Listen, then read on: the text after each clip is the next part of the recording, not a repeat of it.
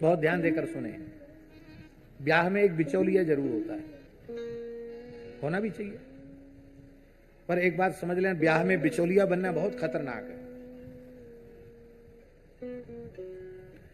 वो विवाह सफल हो गया तो बिचौलिया को धन्यवाद देना भी लोग भूल जाते हैं।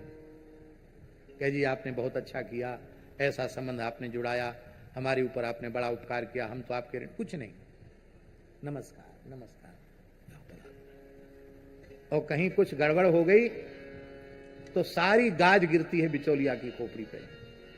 इसलिए विवाह के प्रकरण में मध्यस्थता करने वाले को लाग लपेट वाली बात नहीं करनी चाहिए, स्पष्ट बात करनी चाहिए। आप झूठ बोल के कुछ कर देंगे तो आखिर में वो तो हो गया, पर वो जो संकट आएगा वो किसकी खोपड़ी पे आएगा? आपकी खोपड़ी पे आएगा। इसलिए जो बात है स्पष्ट करनी चाहिए, अब फिर दोनों पक्षों को कहना चाहिए भाई देखो हमने अपना काम कर दिया, अब हम बीच में नहीं है, आप जानो वो जानो, एक दूसरे को ठीक से देख लो, समझ लो, बूझ लो, और फिर आपके जीवन भर का प्रश्न है, अच्छा है। लेकिन ऐसा समझना बूझना नहीं जैसा आजकल लोग बूझते हैं कि सगाई पक्की भई नहीं कि लड़के लड़की साथ घूमने लगे। घूमने नहीं लगे, ब्याह के पहले ही वो घर में आके घूम जाती, बोले देख रहे हैं समझ रहे हैं, और ब्याह नहीं हुआ तो फिर दूसरी जगह चली गई। माने सतीत्व नाम की कोई चीज रही नहीं गई क्या इस देश में? और हमने बीकानेर की कथा में इस संबंध में बोला था तो उसका इतना अच्छा प्रभाव पड़ा कि लोगों में सुधार आया। तो कात्यायनी भगवती जो हैं वो नंद गोप गृहे जाता यशोदा गर्भ संभवा, तो वो कृष्ण की सगी बहन है। क्या है? श्री कृष्ण की सगी बहन है।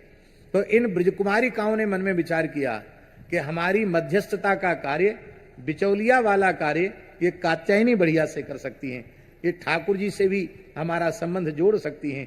इसलिए उन्होंने कात्यायनी व्रत ही किया और कात्यायनी अर्चन किया। श्री सीताराम प्रतिदिन सत्संग एवं दर्शन के लिए श्री महाराज जी के ऑफिशियल चैनल को जरूर सब्सक्राइब करें। में कमी नहीं है, उनके पातिव्रत में कमी नहीं है, उनके भाव में कमी नहीं है, बस बात यह है वो भगवान को चाहती हैं। भगवान सस्ती चीज नहीं है, और हैं वही श्री कृष्ण, उनमें भेद नहीं है। पर ब्रज कुमारिकाएं नंद गोप कुमार को चाहती हैं। तो वहां बाबा कितने सुलभ हैं ठाकुर जी।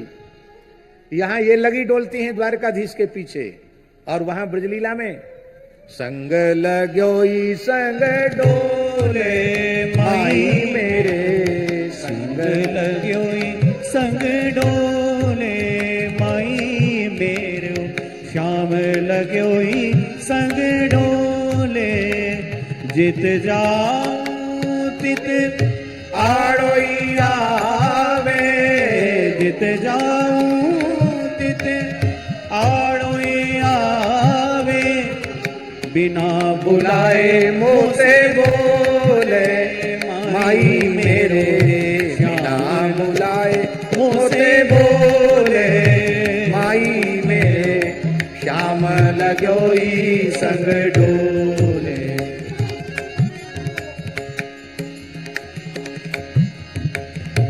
कुंभन दास श्याम लगोई संग डोले।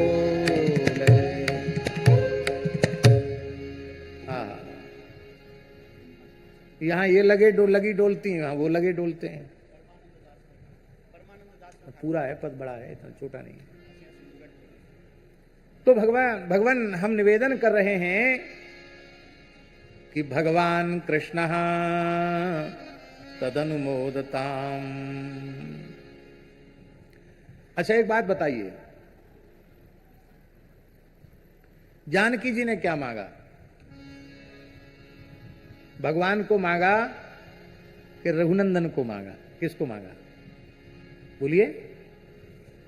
भगवान को नहीं मांगा, ये भगवान तो हैं, इसमें कोई कसर नहीं है। पर मन जाहि रांचे मिलई सोवर, सहज सुंदर सांवरो, करुणा निधान सुजान शील, स्नेह जानत रावरो,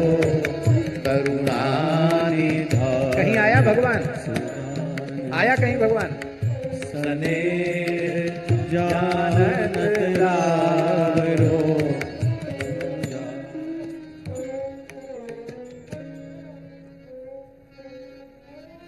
भगवान की भगवत्ता में कोई अंतराय नहीं है, पर जब उनको हम भगवान मानकर भजते हैं तो फिर भगवान तो भगवान ठहरे। ऐश्वर्यस्य समग्रस्य धर्मस्य यशस्य श्रिया ज्ञान वैराग्यो शैव शरणाम भग इतिंगना। 6 भग हैं, 6 ऐश्वर्य हैं।